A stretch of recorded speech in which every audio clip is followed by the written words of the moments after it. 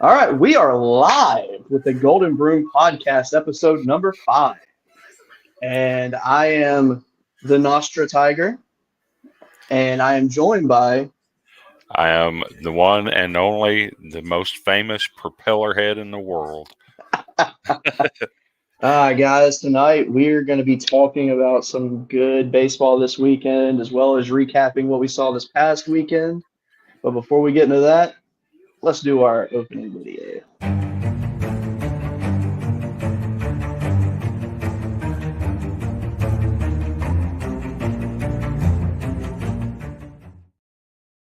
All right.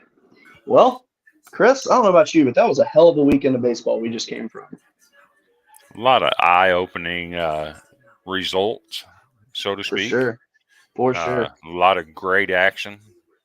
Got to see a couple of top 20 matchups this weekend, which is Yep. always good early in the season because Absolutely. you're putting your kids in the environment that they're going to see in the postseason. So that's always a good thing for teams to be doing that. Absolutely. So I think Yeah, you and we learn I think you learn a lot more doing that than you do just going out and beating the brakes off of somebody. sure. And from over the weekend, we had Florida State and TCU. That was a huge matchup. You know, TCU came off of arguably the best opening weekend you could ask for, and then Florida State Seminoles. You know, new leadership, and they showed it. Yeah, Link Jarrett had them boys swinging some bats this weekend for sure. He Put did. up double-digit runs in at least two of them. I'm double checking; they might have gotten a third one, but I'm not certain on that. Yeah. Yeah, you know, it's crazy. I mean, Link, he was awesome at Notre Dame. You know, we saw what he did in the postseason last year. And then going to Florida State, all of us in the admin group, we were pretty high on it. We were very happy to see it happen for him, and we knew he would be successful. We didn't. Me personally, I did not see him getting his boys ready this quickly. Man, they look good. And to correct myself, the the third game in that series was 3-2. Of course, I would be wrong on that. Of course, of course. But yeah, just, just so used to seeing them putting up double-digit runs over the weekend, I kind of assumed that it would. absolutely. Yeah, I mean they literally took TCU to the woodshed in the first two games, and it did not look like the TCU we saw in week one. That is for sure. Not at all. Uh, didn't swing the bats that way. Their pitching was not near as close as what it was opening weekend. I was actually surprised that Florida State handled them the way they did. Sure. Now, do you fear that this could lead to maybe a little bit of a downfall for TCU, or do you think they'll bounce back? I think they bounced back. Uh, they got a neat little tournament this weekend. We'll discuss that later, Oh but yeah, I think they're going to bounce back. They were preseason top 20 for a reason. They're really, really good, and that's one thing that's always amazing to me is early season overreaction sure. because let's be honest, this is a uh, marathon, not a sprint. So it's Very not true. always how you come out the gate; it's how you manage yourself throughout the long season. Absolutely, couldn't agree more. Um, you know, coming out of that series, I mean, that was one of the big series. Then we also had your Vandy boys taking on UCLA at home, and I made a prediction that said that they would hold UCLA under 7 runs for the series. That happened. That was nice. I wanted Vanderbilt to pull the sweep. I really did, but man, I was very, very impressed with what I saw. I like the pitching that we got this weekend. That kind of pitching is going to win you a lot of games, Absolutely. but the downfall is we just couldn't hit. Yeah. Couldn't hit to save our lives. But we scored some runs in the first game. Uh, one bit we had one big inning in the first game. Put up 5 runs, and then the second game we couldn't score. And then the third game we had one inning where we put up 2 runs. And beyond that, we couldn't score again. Yep. So the bats are not there for Vanderbilt right now. The arms are, and a lot of people should remember what I said about Vanderbilt early on is they're arm tight, but where are the hits going to come from? And certainly that's playing out right now, just like I thought it would. Sure. Yeah, with Enrique Bradfield Jr., he's got a slump on the base path, it seems like. And that's weird. And it's funny because you know, he's hitting 185 in the Hmm. leadoff spot. And for leadoff guy, you just can't have a guy hitting 185 in the No, leadoff, which I think it's putting a lot of pressure on him when he does get on base. I think he's trying to do too much absolutely. to make something happen to make up for his bat. But if it's not there, don't take it. Sure. And you got to make sure it's there. Uh, he did break the school record this weekend, which is good to see. Uh, I don't know that I've ever seen a faster college player, but that's debatable. Sure. And I just enjoy watching him play. He chased one down in center field the other day that there I didn't think there was any way he was going to get to it. Should have been a ball for the right fielder, and he chased it down and took it away. Yeah, I mean, that doesn't surprise me with him. I mean, he's got, I mean, his speed seriously is generational talent speed. I mean, you do not see that every day. I mean, the way he runs, he should be a slot receiver in football. I mean, it's just ridiculous. So you guys have Austin P tonight. How is that game going? I know I've seen you in the chat talking about it, but The bane of my existence during college baseball season is one little stat called LOB. yes, oh yes, LOB stands for left on base. We went into the bottom of the seventh inning, down 7-3 with 10 LOBs. You mm, get guys on base, you got to make them count. You just can't leave sure, them out there. As we stand right now, Vanderbilt had a big inning in the seventh, put up 8 runs, and what they did, they got singles and just base hit them to death. The entire bottom of the seventh, put up 8. They currently laid 11-7, got 13 hits on the night, and would you believe we have 12 left on base? jeez, that's ridiculous. But hey, midweek Vandy. I mean, we we expect this. It's like a practice game for them. They take the midweek as practice, and the weekend they go and they just take care of business. Yeah, that's one thing.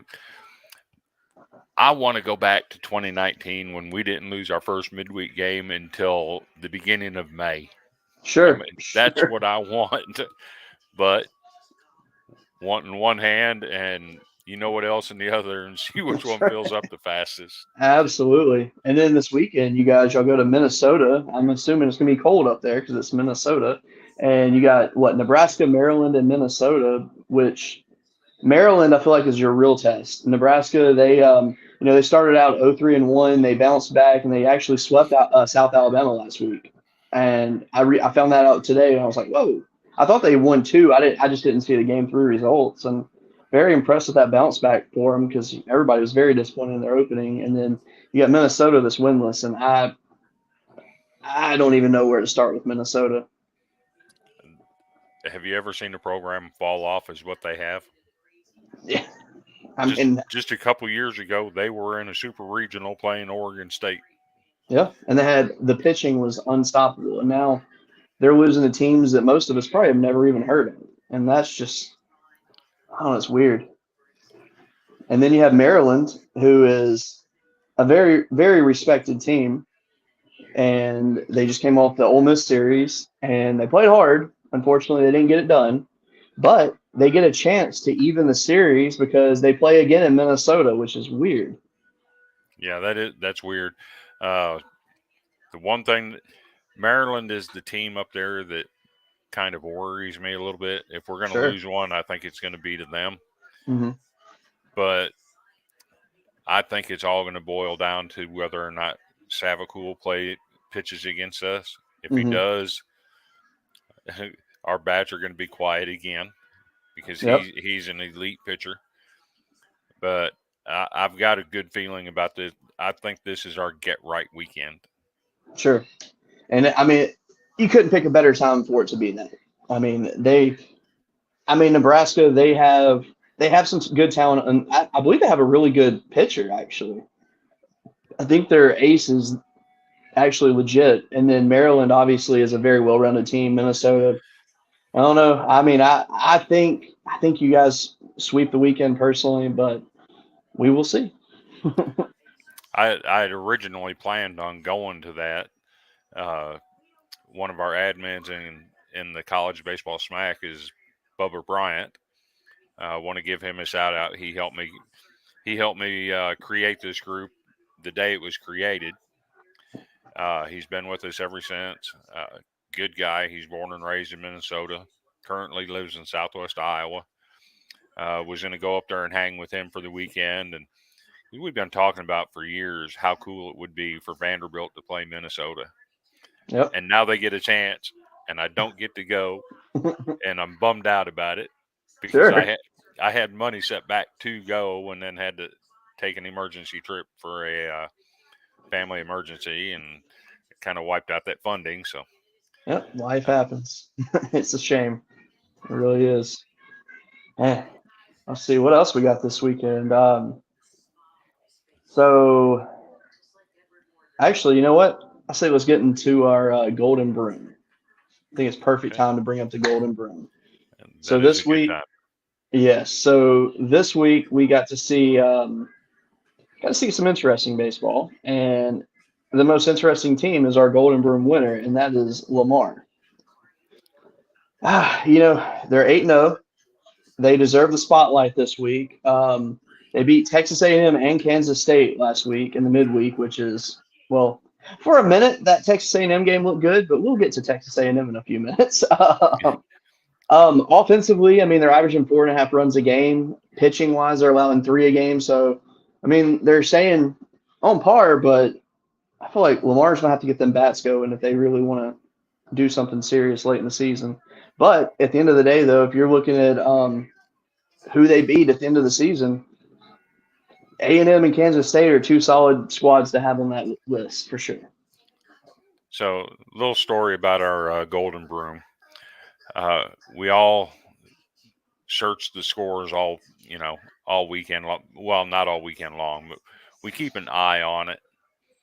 Uh, we had one team that only played 3 games last week that was very much in line to get the to be eligible for it. Went into Texas A&M and just owned them, and that was Portland. Yes. But of course, life happens. uh, we had so many teams eligible this week that we had a hard time actually picking who won it. We really did. We're down to what, four teams, I think? And we had South Carolina, we had Oregon State, uh, just but these guys aren't really playing anyone. And I think what won it out for Lamar is that they went on the road to win one Power Five game, turned around the next day and played at home against another Power Five team and won both of those in the midweek. Mm-hmm. And travel being the way it is, to play one midweek game on the road at a Power Five and then come home to face another Power, that's not an easy task. And No, I think for me, that's what put them at the top of the list for me. absolutely. And I have a soft spot for these mid-major teams. I really do. And when they do something like that, I instantly have to give them the nod. And I didn't feel like what anyone else did over the weekend warranted it enough to jump past them. Not that there wasn't good things done over the weekend. It's just I really feel like those midweek games, and then they were just powerful in the weekend and just kept it going. So no reason not to give it to them this week. All right. There was another team that I did put out for nomination, and that was Tarleton. And they started the week, they were putting up some crazy numbers, but in the end, they don't get it because they had a 1-run win over was it Stonehouse, Stonehill, just some random. I think it's a D2 school that they won a game by one run. And in all fairness, sometimes level of competition does matter. We Sure, try not to make that a factor in the Broom because if a team's putting up 60 runs in a week, it's pretty impressive, and they deserve notice for that. sure, But then again, if you're putting up 60 runs against a D2 school, it makes it kind of tough. absolutely. And going from Lamar, midweek they beat Texas A&M, and I mean Texas A&M arguably had the absolute worst week you could ask for after all the preseason hype they got, and they come in, everybody's thinking they're strong, and then drop an egg against Lamar, and then they go into the weekend, and Vincent he called it. He called it. He said Portland was going to take them out, and Portland takes 2 of 3. Should have won the third game, but eh, beggars can't be choosers. So And Portland actually had the lead in that game. yeah. And after that, I mean, A&M, their credibility, they got shot. I mean, it really, really hurt them. And can they bounce back? Absolutely. But for the time being, they are the recipient of our Dirty Sock Award because that was embarrassing. That said, I think Portland is going to have a very solid season this year. So I'm trying to pull it up to see who they play.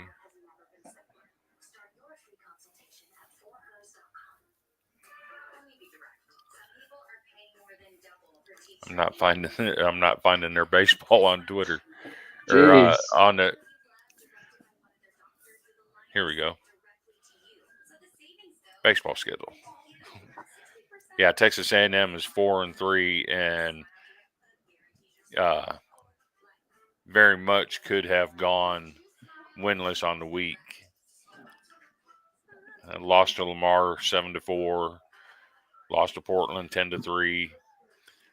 4-1, and then had to come from behind to win 5-4. I think they walked that game off on Sunday. Yeah. But just if you're the number 5 team in the country, you can't go out playing like that. If I it's on mean, the road, it's one thing, but at home, and speaking of which, I did see where uh, Coach Slossenagel had some interesting things to say about the fans at Texas A&M. Uh, Apparently, some of the fans were yelling at the players over the dugout.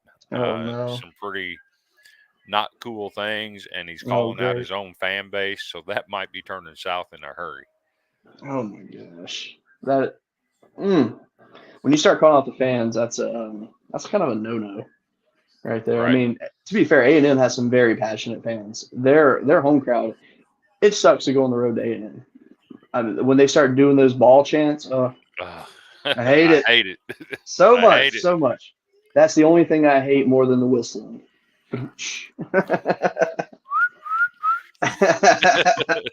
I remember the first time when I was in Hoover and I heard that, and I looked at my dad and I said, "What is that?" And he's like, "I don't know." And I just kept looking around the stadium. I was like, "Where's that coming from?" And I kid you not, I was sitting probably 250 feet away from them. I was far away, and it was like they were right in my ear. And I was impressed, but oh, I hated it But so much. which one did you hear? Did you hear Jeff or did you hear Preacher? Because I think it was Jeff, Jeff I is the believe. loud one. Yeah. He's the Now, one that gets the chirp chirp chirp followed by the yeah. clap clap clap. Yes, that's the one it was. Now I'm not one of the fans that would go up to them and dog them out while they're watching the game. Like what's his name from Barstool, dude? You mean you're not like Mincy? Nah, I don't like Mincy to be perfectly honest. I don't have anything against the guy, but he's not my cup of tea. I'm more of a Braden Walker kind of guy, There you go. or Brandon Walker, whatever his name is. Brandon Walker. Yeah, I like him. At first I didn't care for him, but he's growing on me a little bit. Um, let's see. So there is a team I have to touch on because I've talked about them on every show so far because I've had high hopes. But Cal State Fullerton, they let me down. They let me down big time. They had the good start against Stanford. They played hard in that series. Arguably could have swept the series, but just didn't have enough in the tank. They beat Tulane in the midweek, and then they play Michigan, and they only got to play 2 games because of the weather out there in California. But Michigan took both of them. They canceled yesterday's game, and now Cal State's sitting in a position where it's they're underwater right now, and they're going to have to. Backs backs against the wall. Yes, and they're going to have to start fighting fast, or they are in a very bad spot. And tonight they're playing Southern California. Last week, Southern Cal went 0-3-1 on the week. They traveled to Auburn actually, and they lost 2, and they ended up tying the third, I believe, due to a time restraint, tied at 12-12. And it's a shame, but you know, man, So you want to talk about programs with their backs against the wall. Some interesting developments in the Big Ten this week. Had a pitching coach and a hitting coach walk away from a P5 program, yeah, leaving only the head coach and a volunteer assistant. Their director of operations has also quit, and this is, I believe, a first-year coach at Northwestern, and they're sitting at 0-6, and for it to go that south that quick, definitely some issues going on there. Uh, it it kind of irritates me to a degree because you sure, got schools like that aren't taking care of their program and aren't making any effort at all to make it good. sure, And then you got a school out here like Boise where the alumni want a baseball program and they just can't have one. And when they have had it, they've supported it and they've actually put a pretty decent product on the field. absolutely, So, absolutely, if you're not going to take care of your program, let somebody have it that will. yeah. That I couldn't imagine having my coaching staff quit on me, or especially early in the season, or I mean, really at any point. I mean, it's very unprofessional, and I mean, me personally, I can't say I would hire those guys. Yeah, you walk away 6 games into a season, that's a bad look. Absolutely. I mean, that's a shame. It really is because college baseball is supposed to be on the rise right now. I mean, it's getting the most viewership that it's ever received, and then you have crap like that happening in a big conference. I mean, that's Yeah. such a shame. It really is. And as bad as what Minnesota has played this year, I don't think they're Northwestern bad.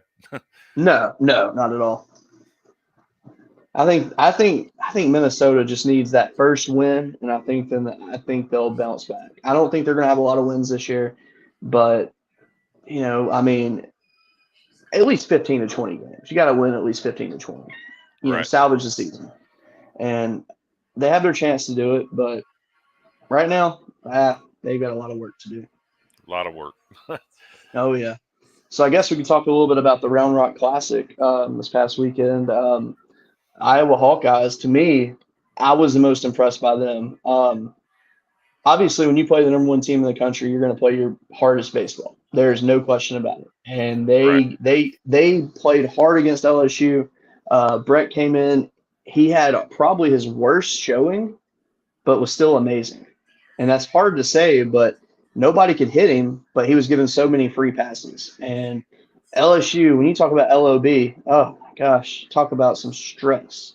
I mean, every inning they were leaving runners on base. It just never stopped. I mean, Iowa truly gave LSU every opportunity to win that game, and Didn't you have they like couldn't do it. 14 left on base? I believe it was 13 or something like 14, that. something like that. Yeah, The bane of my existence. absolutely. And then LSU goes and plays Sam Houston and just dominates them 16-4. And that win by them scoring that many runs and beating Sam Houston by 12 gave LSU the Round Rock championship, which was weird to me. So because I didn't find this out until earlier today because I was wondering, I was like, how did LSU get labeled the champion of that tournament after getting beat by Iowa? Which I understand Sam Houston beat Iowa, but LSU had to score at least 11 runs to be crowned the tournament champion. Makes So sense. yep. So they took it, and Dylan Cruz had a phenomenal weekend. Braden Jobert had a great weekend. It was a fun little weekend. D1 put on a good show. I was nervous about like camera angles and all that, but it was like watching an ESPN cast, and I couldn't really complain on that front. I didn't like that, you have to spend $25 to watch for the whole weekend. That's just absolutely ridiculous. But at the end of the day, LSU fan here, so got no choice. So with Brecht issuing 8 walks in that game, do you do you think that might be a problem going forward for him, or do you just think LSU's that good of a hitting team that Honestly, I think it is going to be a problem for him going forward. Because it's not like he was barely missing. Like when he was missing, he was really missing. And I mean, we had a few of our pitchers that were also throwing a few walks, and their pitches were barely missing. I mean, at first, yeah, he was like right on the line, but eventually it started just getting a little bit wild on him. And then he would catch a break. Something would happen, and he'd get out of the inning every time. And I think that, and they said it on the broadcast, he needs to give up football. Kid's got way too much talent. Baseball is clearly his future. And right? when his pitch is on, oh my gosh. I mean, his slider is just unheard of. I mean, the movement in it was just beautiful. And I really want to see more out of him. And I think that I'm hoping that he's one of those guys that, watches his performance back and takes notes and improves from that. But one weird thing about him, so when he got pulled from the game, I don't know what he said. I have no idea what he said, but he got tossed by the ump. And the problem at Round Rock is there's not an exit in the dugout. So this guy has to run behind home plate and run out through left field to get out of the stadium. And it was very strange. I don't know if I have a feeling he was probably saying something to the umpire about missing a bunch of strike calls or something. I'm not sure, but it was very weird to see him just get tossed like that. So speaking of players, we talked about Brecht. Do you know if there's any update on the status of Trey Morgan? He's back. He's playing tonight. So Okay. he just suffered a minor injury. He came back Sunday and played. He just he actually got hurt tonight against Texas. But he didn't come out. He stayed in the game. So he collided with the wall, and when it happened, they just well, I mean, obviously knocked the wind out of him. He was sore, but they just wanted to pull him for precautionary reasons, and I don't blame him. I hate that he couldn't play against Iowa, but it made sense. And then tonight though he was on second, and Jordan Thompson hits a nice little line drive to the outfield, and he cuts third. He slips a little bit, but as he's going to slide in, I mean, throw beats him by a good 2 steps and collides. The catcher was in front of the plate, perfectly positioned, and when he collided, I think it just kind of jacked his back up a little bit. He laid on the ground for probably a good 10, 15 seconds before he got up, but he's still going and going strong. And do you have a early season favorite for the Golden Spikes Award? Absolutely, Paul Skeens, 100%. That's my guy right there. I know it's a homer mentality on that, but we know the talent he showed over the last few years at Air Force, and he's come in and his pitching is lights out. I mean, he's got .75 ERA. He's allowed 5 hits on the season. He's got 23 strikeouts on the season. I mean, his stuff is electric, and watching him is a true treat. It is serious. Like I didn't realize. Like I knew we were getting really good talent with him. I didn't realize it was going to be as good as it actually is. So I have one, Okay. and it might actually surprise you who this guy is. Okay. But his performance this weekend, let's just say he started his game as a pitcher Ah, and hit 3 home runs. yep. I know where you're going on this one.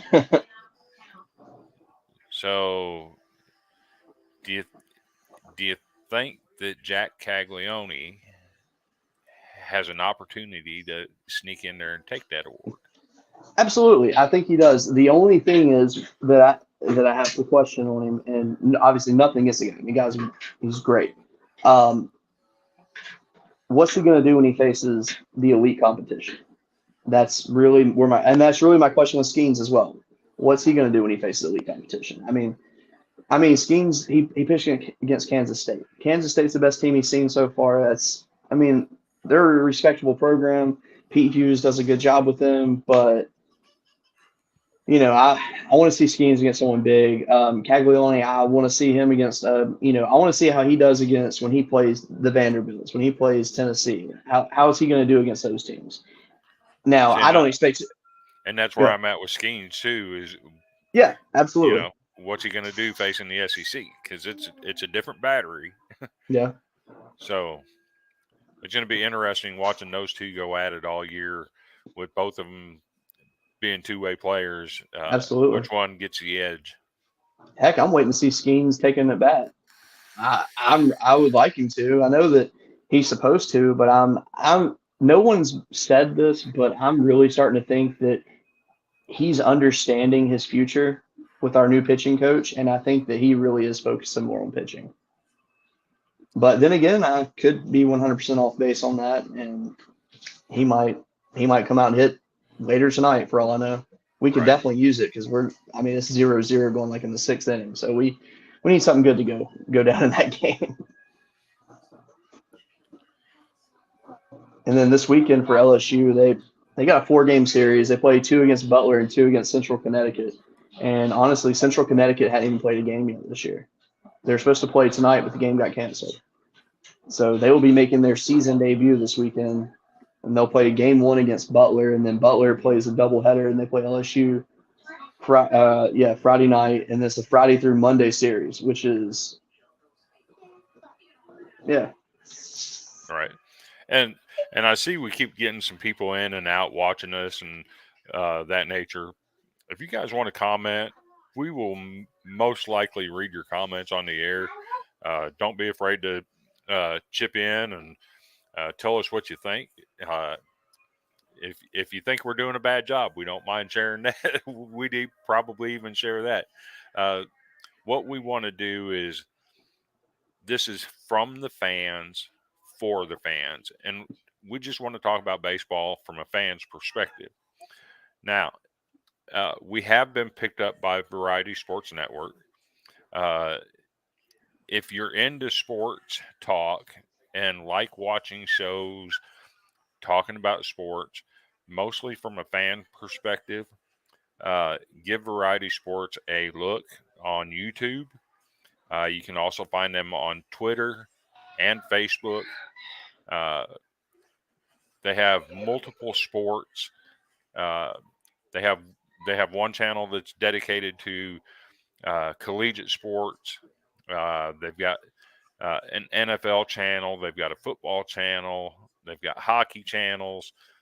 Uh, I think it's a good thing that they're trying to do here.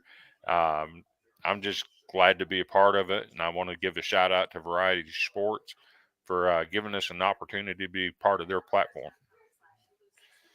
So, uh, also, if you see on the bottom, there is some codes that you can use from some of the sponsors, like Row One Brand is going by now. If you use the code VSP, you get 15% any off of any item on the website. Uh, if you're into authentic sportswear, Row One Brand is your outlet for that. So, check out the sponsors. Go visit the Variety Sports Network channels on YouTube, and don't forget to like and subscribe, because that's how we get what we get, is people subscribing and liking, and it drives up traffic to our show that we're doing. So yeah, jump in there, throw us some comments. absolutely. That's Propeller Head. I think you're muted. Oh no, hold on.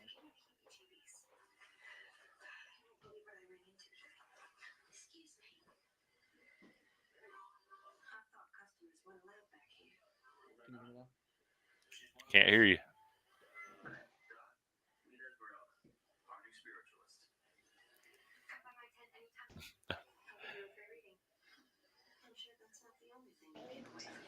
Now I can hear.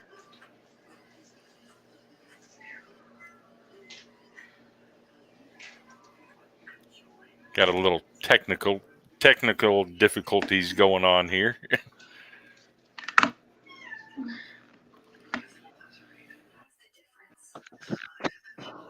I can hear you now. Oh, can you hear me now? Yeah, yeah. You're good now. I don't know what you Okay, did, but good. it just went Yeah, away like yeah, nothing. okay. Yeah, so my daughter, she decided she's gonna color on our floors, and we have like some tile that's like right by our front door, and she colored like on every square of it. And my wife went to go clean it up, and my daughter went to go over there, and she busted it, ran right across it, Oh, and just fell. She's fine. My wife was just dying laughing over there, so I had to go and check on her, make sure everything was okay.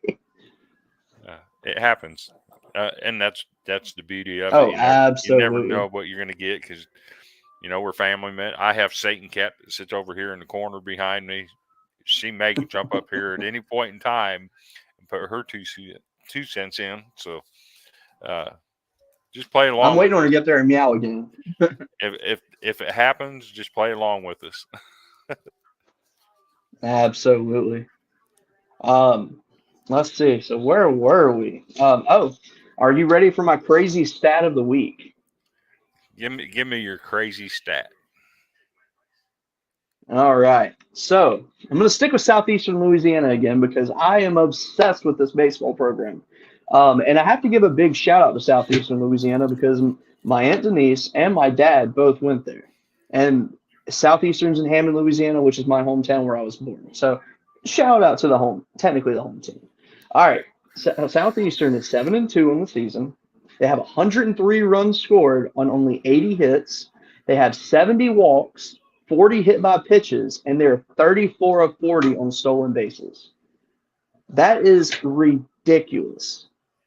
To get even more ridiculous with them, Rhett Rosevere, who set the NCAA record last season for most hits by pitch in a season, he is currently batting 100. He's 2 for 20 on the season, but he scored 15 runs. He's had 13 walks, 10 hit by pitches, and has a 581 on base percentage. That is absolutely amazing. And that is your crazy stat of the week. I was looking for one. Uh, one of the crazy ones I heard earlier this week was Vanderbilt actually leads the SEC in caught stealing. And if you I think about saw that actually, and I was my mind was blown. Vanderbilt, you know that's that's part of what their game is predicated on is getting on base and running because they just don't have a Sure. lot of power in that lineup. So for them to have been caught stealing as many times as what they have already early in the season, uh, kind of gives you the idea that uh, they may face some troubles later on in the season. Sure. And because I believe the number going into today was what, 7 times they've been caught? 7 times and had another one today and another That's stolen crazy. base. Crazy. Man. I mean, whew. So this weekend, we have a huge, huge series. And it's the Shriners Classic in Houston. You have Texas taking a 3-game series against Cal State Fullerton, which should be, actually, I think that'll be a very good series, very competitive. But then you have a bunch of solid teams coming in for what makes out to be an amazing event this weekend. I think that Louisville probably has the toughest test this weekend because they have A&M, TCU, and Michigan, which is I don't think anybody wants that. But I mean, Louisville hadn't really played anybody yet, but they've been solid offensively and pitching, and their defense is also very good. I'm not going to say that Louisville's going to go undefeated this weekend by any stretch, but I think they will be they have a chance to be a top contender. Yeah. after this weekend. So wanted to throw this one out there at you too. You were talking about southeastern Louisiana. Tyler Finke Mm-hmm. is second in the nation with 11 stolen bases. He's also second in the nation with 2 caught stealings, I believe. Let me double check that. No, he's been caught once. Okay. So second in the nation in stolen bases and second in the nation in caught stealings. That's amazing. That really is. My goodness. But we all know that Enrique Let's see. Bradfield Jr. has been caught 3 times already this year. Yeah, that's It's so he amazing. goes first 2 years in Nashville, never gets caught, and then Well, bam. his freshman year he was 47 out of 54, and then the second Oh, year was he he? was, Oh, and I then thought the he never got second caught. Okay. yeah, and then the second year he was 46 of 46. Gotcha. Okay. Just Still though, insane. either way, Yeah, eh. that's a Yeah. lot of running. And he may have So this weekend, he may have given away his secret to stealing bases too, because he was on a show the other night uh, talking about what he looks for when he decides to go, and he was talking about he hmm looks at the pitcher's right hand pocket, and if it's not level with the left hand pocket, that's when he goes. hmm And it's like, okay, you just gave away interesting. your secret because it's about I'm the gonna balance. start paying attention to that now. It's about the Yeah, balance. If you're I not gotcha. balanced on the Okay. mound, you caught him off balance. Absolutely, yeah. That, man. I mean, That's that's wild. very smart. Wow. Wow. Um, let's see here. So how would you feel if you were Michigan's head coach this week when you have Cal Irvine and UCLA as your midweeks? Then you have to go to Houston and play TCU, Texas Tech, and Louisville. That's a daunting task in your first year at the program. Yes. Yes. Very daunting. But I guess that's better than being Eric Backett at Clemson and having to worry about a team being mouthy and celebrating in your own house because they swept you. You know, I'm like our old buddy Randy Jowers. You know how you stop them from being mouthy? You don't get swept in your own house. And I feel that because we got Exactly. swept. I mean, that's We got swept in our own house a year ago. We didn't like how they celebrated, but you know what? We didn't do anything to stop them. So more power to them. exactly. It's kind of like when Baker Mayfield put the flag at Ohio. Was it Ohio State when he put the flag in the middle of the Yep, field? planted the Oklahoma flag. If you don't want Whew. them to plant the Takes flag, some balls to do that. right? If you don't want to plant the flag, don't give them an opportunity to do it. Absolutely. So, do you have any? You got any predictions for this weekend? Predictions for this weekend. I say Vanderbilt goes to Minneapolis and pulls out a 3-0 weekend. I fully agree. Fully agree. I think TCU is going to continue this downward spiral that they've had recently, and I think they're going to at least drop 2 games this weekend. Playing Michigan and I forget who the other one is. And then on Sunday they have Let's Rice. see. And they have Louisville. Louisville's the one. Yeah. I can see them losing to Michigan and Louisville. For sure. I didn't know what to expect out of Michigan this year, and so far I'm very impressed with what they're doing, and I kind of gonna keep an eye out for them. I mean, they're always strong, but man, they've done some good stuff so far. I think they're going to be in the upper Um, half of the Big Ten. sure. So Do you have a Big Ten pick yet for who you think is going to win the conference? I think it's going to come down to Maryland, Iowa, Rutgers. Uh, I think Illinois will make some noise, and maybe Ohio State. Okay. Yeah, I think Iowa is my pick right now, just off of what I saw the other day. Now, if Breck if he gets really consistent, that that's a dark horse right there. He could definitely do something. So yeah, I think Iowa's my lean right now, but we shall see. I think LSU goes 4-0 this weekend. If we lose one of these four games, it's an absolute embarrassment to the program, and Jay Johnson should get fined money for it. And the reason I throw Illinois out there in the Big Ten is they did go to Southern Miss and took 2 out of 3 down there this weekend. Absolutely beautiful showing for That's the huge. Illini. Sure. I mean that it's not easy to go to Southern Miss and even win one game. So winning 2 out of 3, that's a they don't get much better than that. Um, another team too that was expected not to do so hot, Missouri. They went 3-1 last week. They had a 4-game series with Florida International, which Florida International is not a big team, but I mean now they're what 5-2 on the season when Yep. everybody picked them to be the worst team in the SEC. So they've got some good momentum riding their way right now as well. Let's see. I wanted to highlight one team. I don't understand what happened in the rankings this week, but our mid-major profile last week was on Campbell. Hmm. They go out, they Hmm. win their series this weekend, and they drop out of the polls. Yeah, I didn't get And that one either. I don't It understand made why no they got sense. dropped.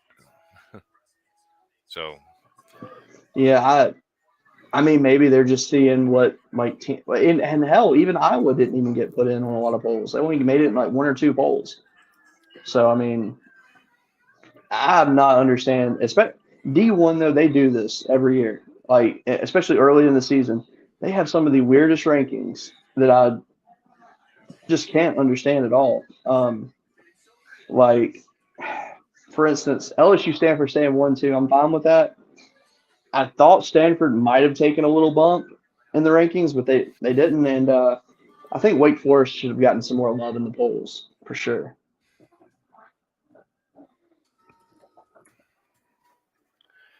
so just looking at the scoreboard tonight, um, South Carolina Mm. upstate knocks off Clemson. Whoa, Clemson's having a rough go of it right about now. they really are. But in their defense, though, South Carolina Upstate, they have a few. I think they have a few good wins under their belt this year already, or they've at least And been a good thorn in the side on some people. and that just blows my mind that they're able to do that. Doubled them up 6-3. Uh, SC Upstate is 7-2. The two losses are Toledo 11-3 and Michigan State 13-6. But they've pretty much blown out everybody else that they've played. Northwestern 9-0, North Florida 9-4, 15-7, and Towson just wasn't even competitive. But an early eyeball on Clemson for a dirty sock, possibly. Absolutely, that's. Whew. I mean, I know it's midweek, but man, mm, when your team's already not doing that great, I mean, come on. Right? And this weekend, another good series that we have Miami and Florida this weekend, and it'll finally be the first test really for both teams. And I think I'm going to favor Florida in the series, but also know that every year Miami and Florida always beat each other. There's no like one team dominating usually. It's usually back and forth. So I'm gonna lean Florida 2 or 3, but I could definitely be very wrong on that. and me just being me and not seeing much out of Florida. I don't know what everybody else saw in the preseason. I think I'm going to lean Miami on that one. Okay. I can see that. Miami's been solid so far, and I have no reason to think that they wouldn't be solid again against a team like Florida. Absolutely. Absolutely. So to give a little score update, LSU and Texas, they're in the top of the seventh inning right now, and it is 0-0. Pitchers duel. I mean, this is just yes. So to give some stats, Thatcher Hurd went 4.2 innings today. He allowed 3 hits, no runs, 3 walks, 4 strikeouts. I can live with that.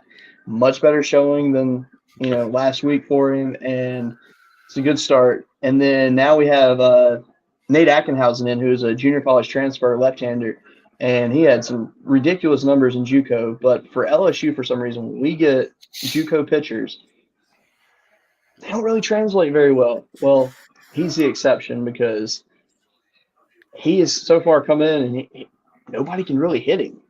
I mean, he allowed 1 home run his I want to say his second appearance. Outside of that, nobody can hit him. So far tonight, he's gone 1.1 innings. He's got 2 strikeouts, and that's a stat line. I like it. And then we go to Texas's pitching, and they're pitching. All right. So they've had 3 pitchers tonight. I cannot remember his first name, but his last name. LeBaron Johnson. That kid is good.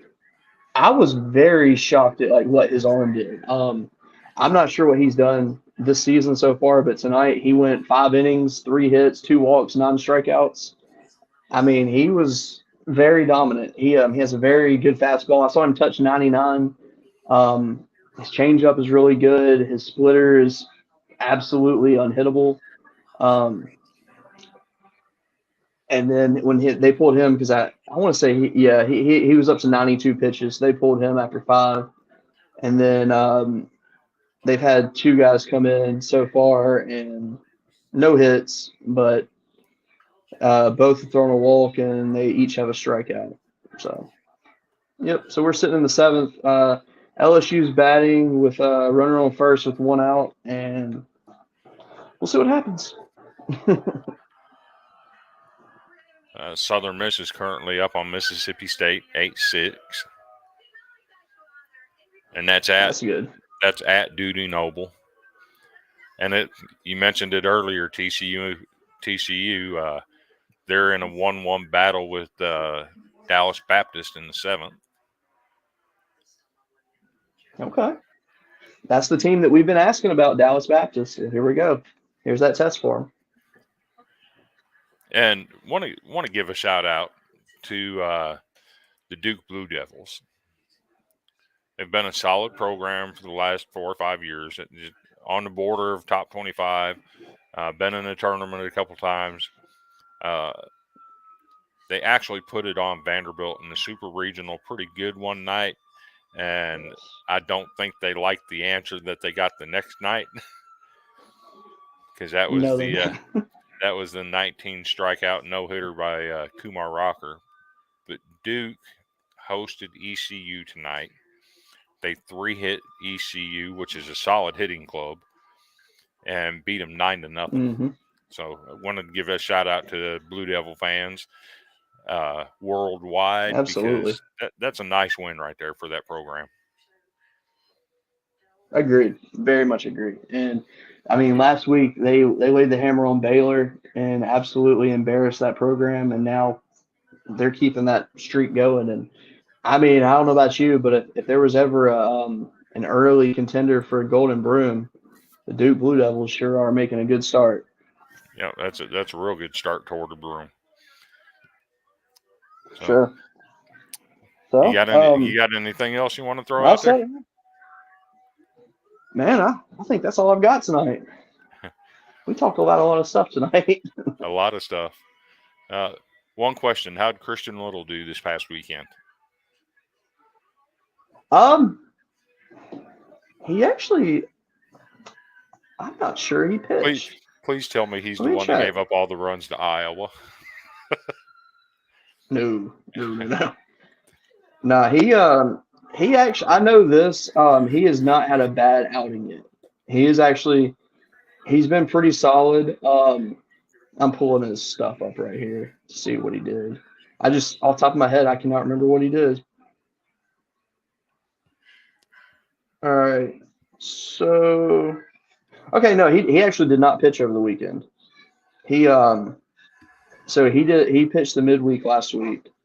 And I mean, on the season, he's 5.2 innings pitched. He's allowed one hit, no runs, no earned runs, one walk, and nine strikeouts. I can't ask for much more. And that's interesting that he didn't see the field at all this weekend. Uh, kind of makes me Yeah, wonder if Jay Johnson's going to use him in the midweeks. And you wish the guy would have a little bit better because he's a junior in eligibility, and you want more from him to be a weekend piece. But if Jay Johnson sees fit sure, that he's a midweek guy, then more power to him.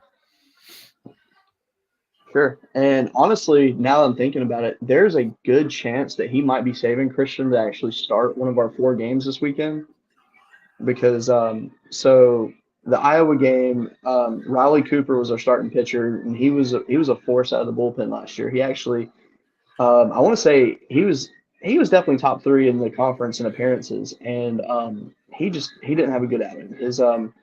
He was missing the zone. I mean, barely missing, but he was missing the zone a lot, and he allowed a lot of hits and a lot of runs in that game. And I have a feeling that his job is definitely up for grabs. I think Chase Shore's job on Sunday is also up for grabs. I mean, he's looked good so far, but he hasn't I don't think he hasn't developed enough to have his shutout pitch, Mm. and he's not getting a lot of strikeouts. I mean, the kid's 6'8", he's throwing 96, and he doesn't have that put out pitch. So I think that I think both those jobs are still open. I don't think Shores will lose it, but I think Cooper will lose his job, even though Jay Johnson said Riley Cooper is the best pitcher out of camp in terms of performance. So Right. maybe he'll let him keep going, but I really could see Christian Little coming in there and getting a fair shot because I mean I think so far from what he's shown, he's definitely earned it, and because he definitely he got LSU out of a big jam in the midweek last week. Bases loaded, comes in and gets us out of it, and couldn't ask for more. And he pitched a few innings after that, and he was lights out. And See, I hope he gets a chance to start this weekend. But with Cooper, him being a a nice piece out of the bullpen last year, and then turning him into a mhm, starter this year, and fair to say he struggled against Iowa.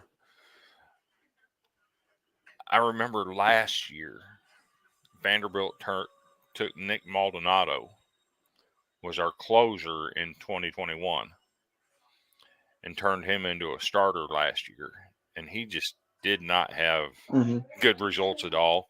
Ended up getting hurt, sure. really struggled all year long, and then this year he's back in the pen. He's back in the closer role.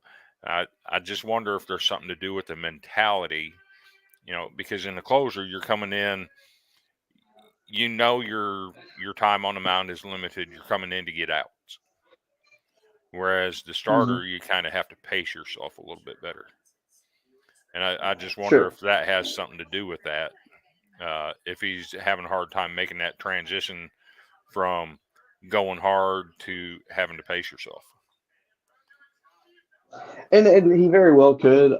So usually last season when he would pitch, he would usually go probably 1 to probably 4 innings would be about his length, and then opening weekend, I mean, he looked great, and I was even shocked. I was like, all right, maybe this he's there's a reason for this. And then last weekend I just really felt like he was really just out of his element, and I think if he would have come out of the bullpen, I think he would definitely do better. Now I fear that Jay Johnson might adopt a Paul Maneri little scheme and pull the Johnny Holstaff, and so far I have not seen that this year, and it's been kind of refreshing. So I'm hoping Right. that we don't see it. But but then again, I mean, there's no reason not to do it. I guess to just to be able to figure out who's going to be able to give you the most strikes. And I mean, we've got so many arms that I mean, anything at this point is possible. Unfortunately, the guy who should have been our weekend rotation, he's out for the season. He's Uncle Tommy's in town for him, and then we actually have a pitcher that has not pitched yet this year. He's still rehabbing. Javen Coleman, very highly touted left-hander that we had 2 seasons ago. He was almost unhittable as a freshman, and then last year he hurt his elbow. He had to get Tommy John surgery, and now Jay Johnson said that he would be doing a bunch of bullpens, and they would evaluate him after week one. But they said there's a chance he might be shut down. Well, just recently, I mean, kids sharing videos of him pitching, and I'm not gonna lie to you, it looks electric.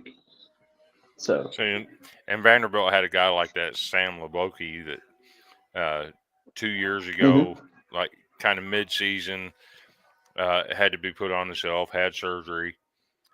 He wasn't ready to start the year last year, so they kept him off the roster. Didn't use him at all last year.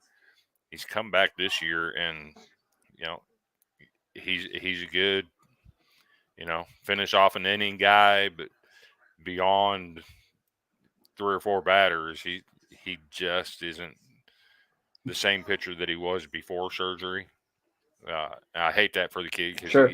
he had really good stuff before that, and it's just not coming through for him right now. Uh, Hopefully that changes. A couple of our mid-range guys just aren't doing it. Patrick Riley, you see reports coming out on him coming out of summer ball up in the Northeast, saying he's got the best spin rate of any college player in baseball. And you get into the season, and he's laid 2 eggs so far. Just not coming together Yeah. for him. I don't know. I don't know what the deal is there. So Yeah. To be it fair is. though, he has had to face some really good competition. This is true, but again, Sam Oboki gives up a grand slam to Austin P today. But Mm, yeah, mm. so Man, Riley got the start, gave up a run in the first, pulled him for Leboki. He finished off the first, come out in the second, and gives up a grand slam. Ouch. man, Put you behind that the 8 ball right sucks. away. That really does. Yeah. Man. Let's see if there's any update in the LSU game. Going bottom of the seventh, still 0-0. Awesome. Well, I think that's probably going to be it for tonight. Look forward to a great weekend of baseball coming up, and yeah, we'll see you here. We'll probably do one later this week again. It's always fun doing these. Absolutely, I love it. So yeah, so everybody, thank you for watching, and enjoy your baseball.